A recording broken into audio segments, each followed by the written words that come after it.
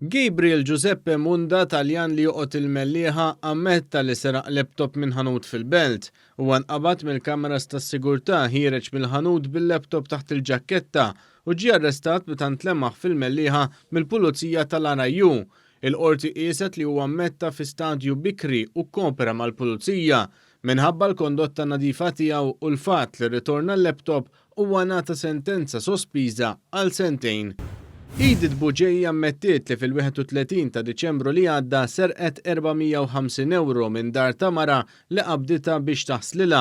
Il-qorti notat li fil-waqt li l-mara ammettit mill-ewwel u għandha kondotta netta hija kisret il-fiduċja tal-mara li daħlitha f'dara u għadha ma rritornax il-flus misruqa.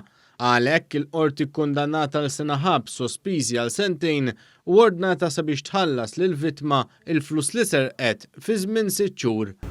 Emanuela Bela ta' 52 sena minn Ħaltarxien tressa il-qorti wara li attakka l-fundatur ta' Għaqda li tgħin nies vulnerabbli u li hu stess kien jaħdem magħha u lil ħaddiem ieħor kollega tiegħu waqt argument li nqala bejniethom.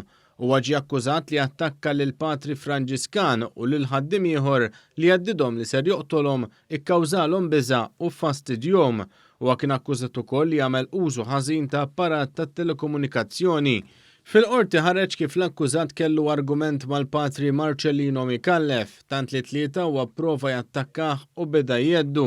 Huwa kien ordnat ma jerġax jersaq lejn iċ-ċentru iżda reġa' mar u wara li jagħmel iżjed theddid qaleb mejda.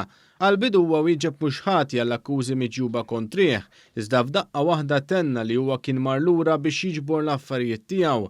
Stqar kif huwa kien ilu jieħu droga l-40 sena imma llum huwa ħieles mill-vizzju.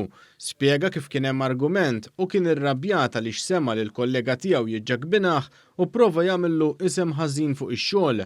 Alla jaħfir lil kulħadd, allura hemm xi raġuni biex ma jaħfirx lili, tenna l-akkużat fl-awla dan fil-waqt li nnota kif huwa kien ċempel lill-qassis u talbu skuża b'dan tal-aħħar jgħidlu li ħafirlu.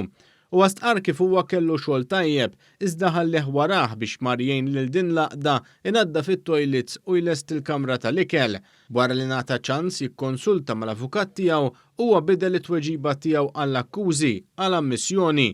Il-qorti poġġitu taħt probation għal sentejn u imponitlu ordni biex ma jersaqx lejn il-vittmi għal dan l-istess perjodu.